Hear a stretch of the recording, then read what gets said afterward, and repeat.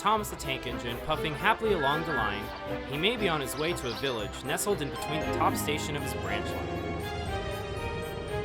One December morning, Thomas whistled to all his friends at the village station.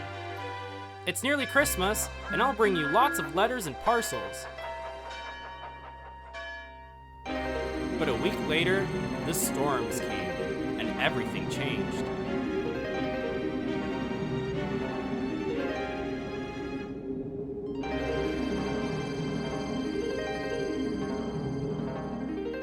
The island was covered with thick snow.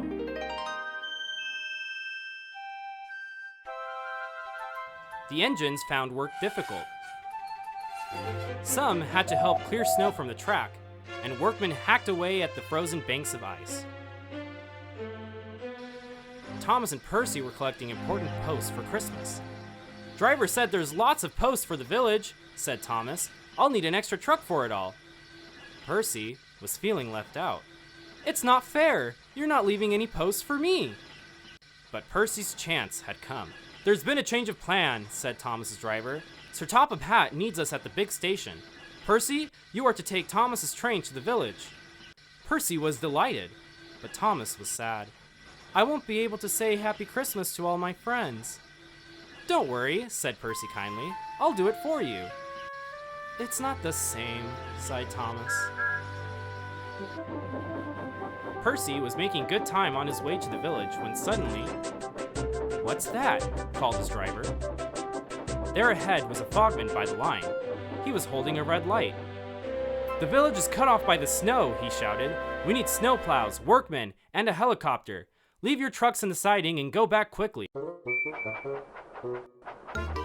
Percy was soon steaming to Harold's airfield. "Beep beep," whistled Percy. "Wake up, lazy wings. The villagers need your help. They're stranded." "Whizzo," replied Harold. "I like an emergency to keep me warm." And he buzzed away. "Now," sighed Percy, "what's next?" Suddenly, there was Thomas with Terrence the tractor and a works coach. "Come on, Percy," whistled Thomas. "Follow me." The two engines battled their way through the snow. At last, they reached the village station. Harold was already there, busily dropping food to all the people below. Terrence quickly got to work. "Lovely stuff," he said, as he pushed the snow aside. "Well done, Percy. Well done, Terrence," cheered the villagers. "You're the best Santa Claus this village has ever had." "What's a Santa Claus?" asked Percy. "Santa Claus is someone who drops presents down chimneys at Christmas time," Thomas said. Percy looked at his funnel. "I wonder if—" "No," laughed Thomas. "Chimneys, Percy, not funnels. Which reminds me, your post train is still back at the siding, isn't it?"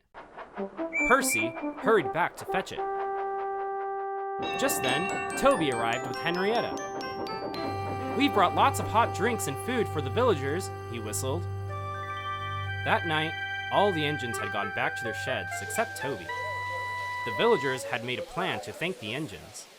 They loaded paint pots and parcels into Henrietta. Then, they set off through the moonlit countryside.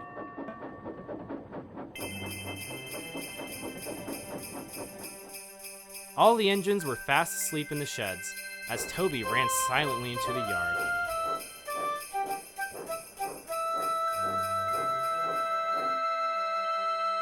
He had no idea what the villagers were going to do, but he knew it was going to be a big surprise.